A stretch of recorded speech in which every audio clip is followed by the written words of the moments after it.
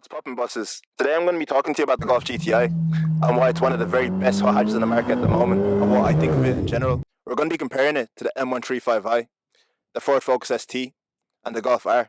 I'm going to be telling you my experience with the car and different issues you might come across if you decide to buy one. Right, bosses, let's go. So, this is about like a week after the main shootout on the mountains. I want to make one or two little points and add a few things that I forgot to add. First and foremost, I'd like to say that I added loads of screenshots of informative facts that if you take a moment to actually pause the video and read them, you will definitely be knowledgeable by reading them. Trust me when I say that. The Volkswagen GTI first came out in 2012. It was a front-engine, front-wheel drive car. It came out producing 220 brake horsepower. It came with the 2.0 TSI. It has a more powerful sibling, the Golf R, which makes about 300 brake horsepower, 80 more than this car. So the E8888 engine, is shared with several cars, for example the Cupra, the S3, and also some other cars that aren't really performance orientated, for example the A4, some A5s, some A6s, and many others across the range. It's a very versatile engine with a lot of potential, has very high reliability as well. So the Golf GTI came in many different variants. For example, you could get a 3-door version or a 5-door version. Personally, me, I prefer the 3-door version. I would have got it if it was available when I was buying mine. Then there's also the performance pack version. It comes with an extra 10 brake horsepower and a limited slip differential, and also bigger brakes borrowed from the Golf R. The main differences between the standard GTI and the Club Sport would be the turbo. Instead of the usual IS-20, it's replaced with an IS-38 from the Golf R, which brings it up to about 284 horsepower, give or take. The highest performing GTI you can get at the moment would be the Club Sport S. It's upgraded to make 310 brake horsepower. It exclusively only comes with a manual transmission. It has an upgraded exhaust, fuel pump, weight saving measures, and many other features in between. Notable achievements. The Club Sport S set a Nürburgring lap record for front wheel drive cars with a lap time of 7 minutes and 49 seconds, showcasing its exceptional performance on the world's most demanding track.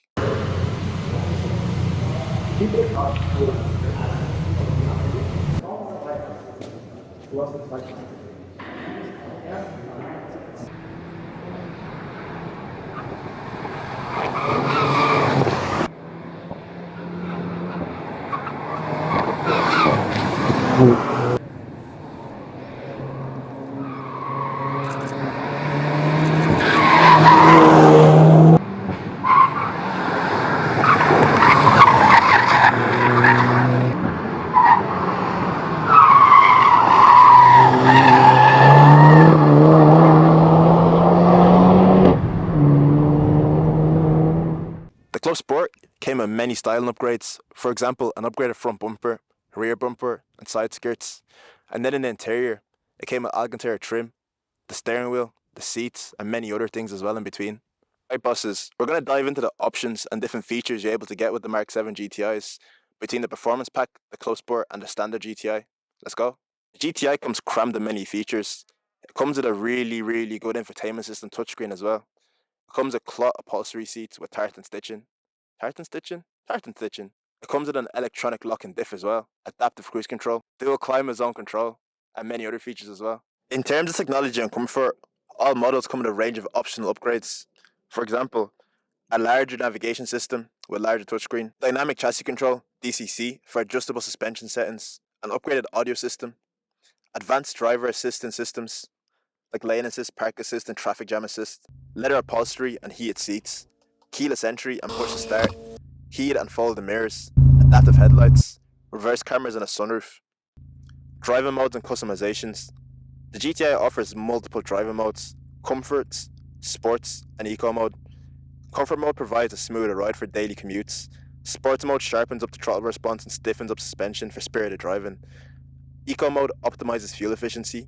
Additionally, DCC allows you to adjust suspension settings to suit your preferences, making the GTI an adaptable machine. My particular GTI is optioned out with many features.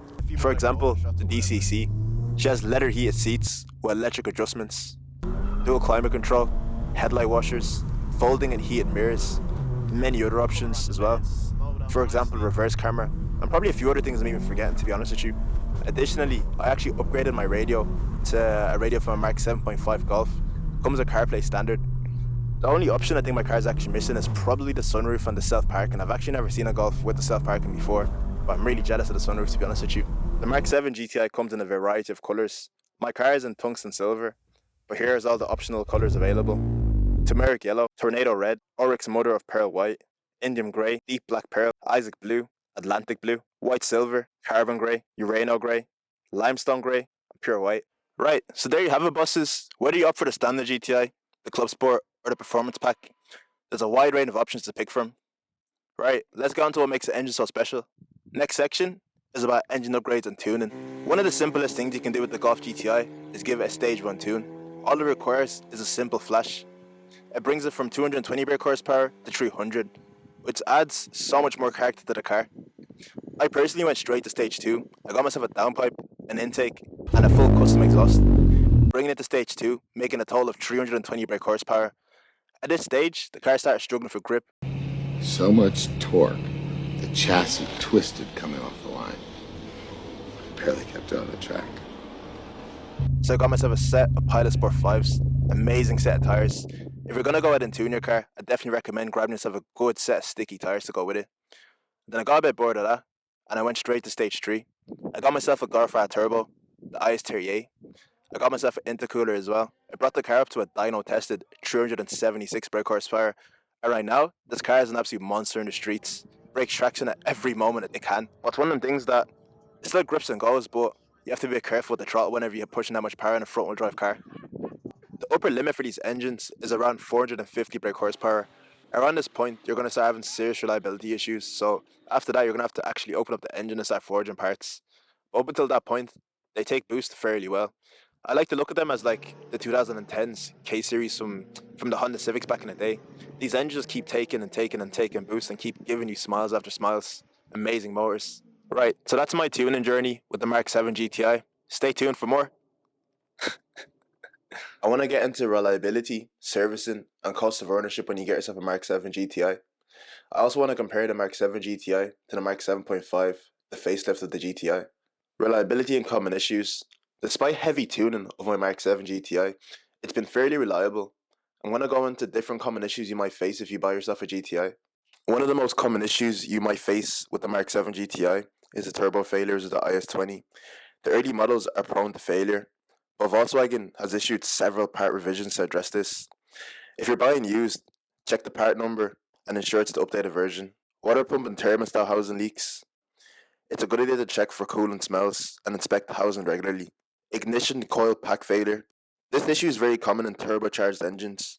Faulty ignition coils can cause engine misfires. Symptoms can include engine misfires, check engine lights, rough idles, engine stalling, and failure to start. Causes range from normal wear and tear to moisture intrusion and leaking valve covers. Carbon buildup.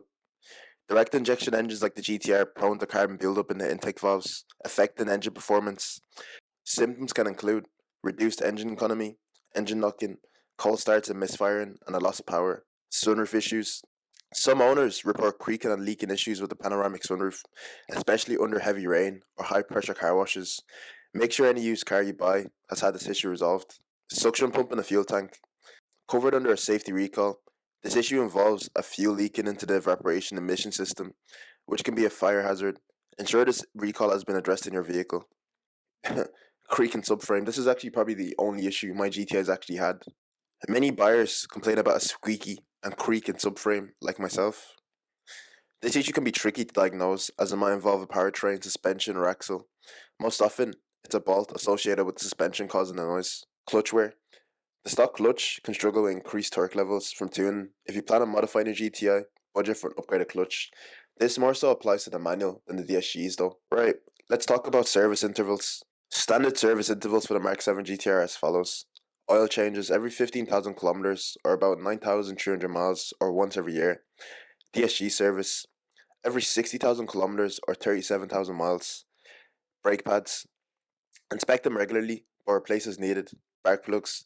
Change every 60,000 kilometers or 37,000 miles. Now, my personal GTI, due to its tuning, requires more frequent servicing.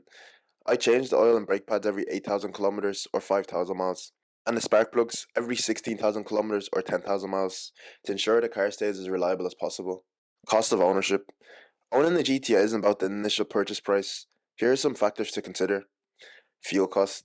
The GTI averages around 6.2 litres per 100, but if you decide to modify it, that number rises drastically. Personally, in my GTI, I've seen it go as high as like 12, 13, 14, 15, even 20 litres per 100 kilometers if you're really driving it hard. So that's a factor to consider if you really want to push the car. Insurance for the GTI is not the most expensive thing, but it can be, especially since it's a high performance vehicle. Maintenance and repairs. Regular servicing as mentioned, plus potential repairs for common issues like turbo failures, water pump leaks and so on. Performance tires can wear quickly, especially if you drive aggressively or tuned your car. Before we wrap up this session, let's quickly talk about the Mk7 GTI compared to the Mk7.5.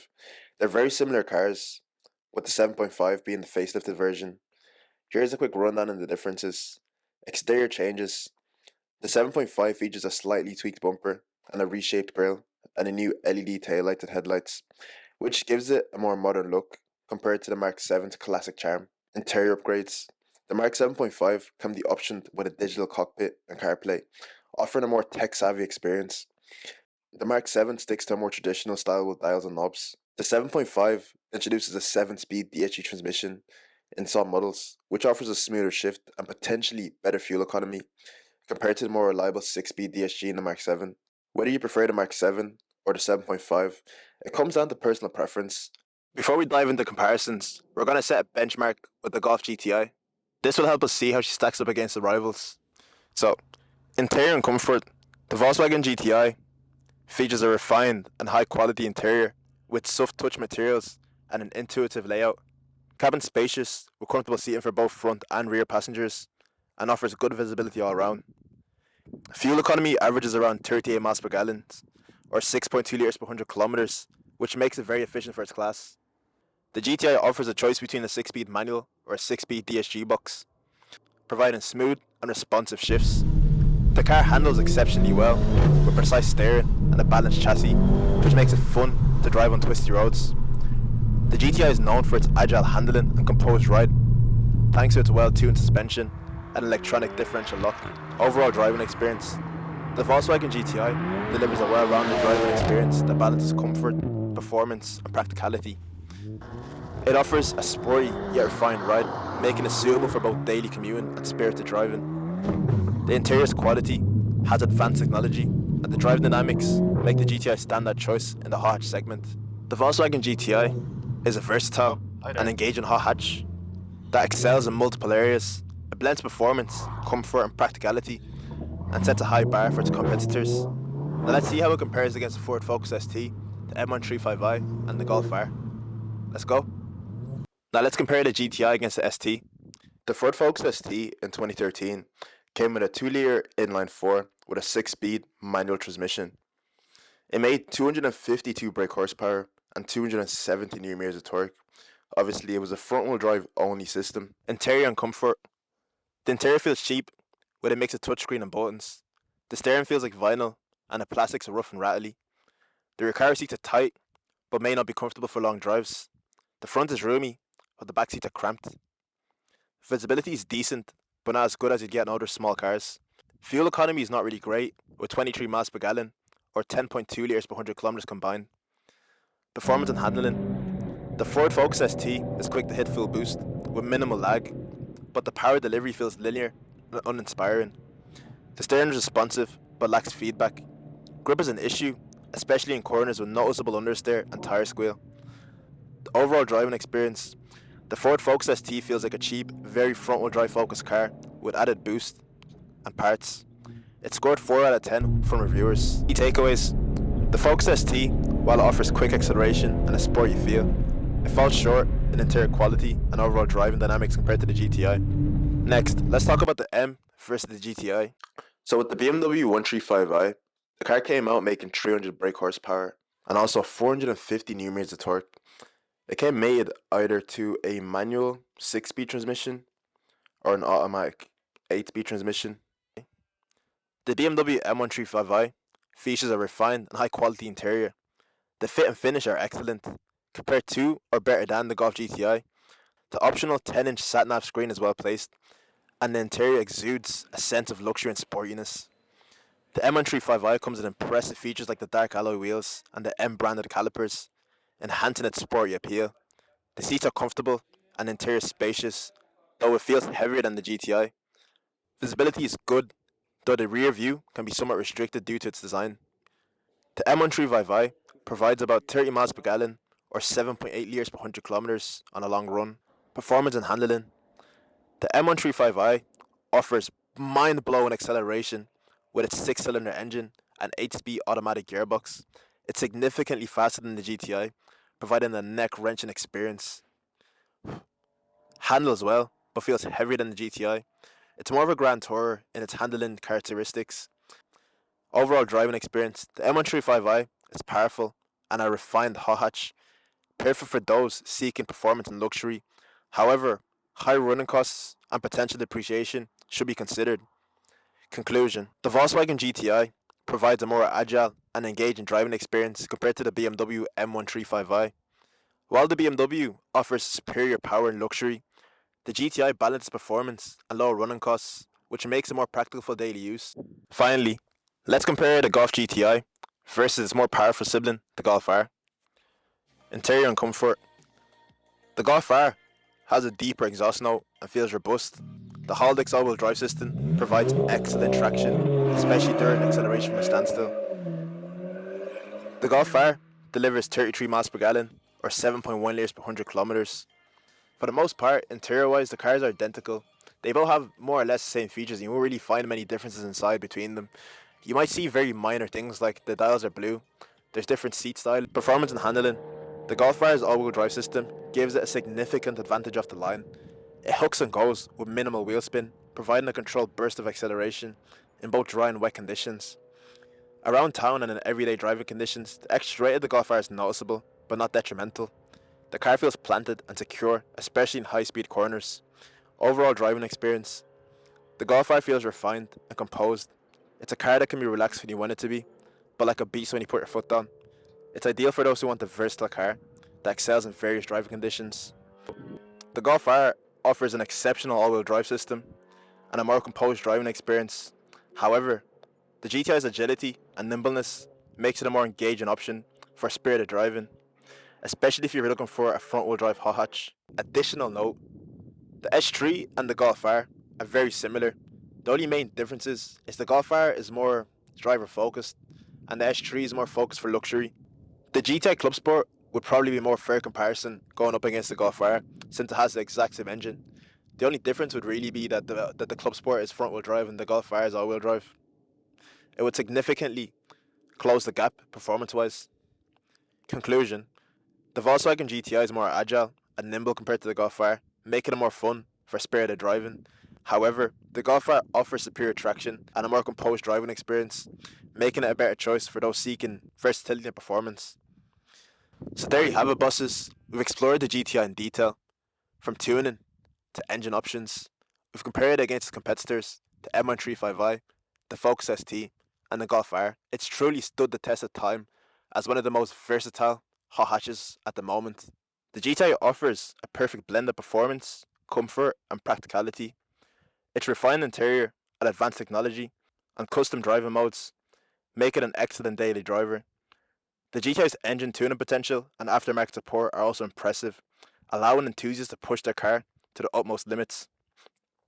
Ultimately, the GTI excels as an all-round hot hatch that caters for a wide range of drivers.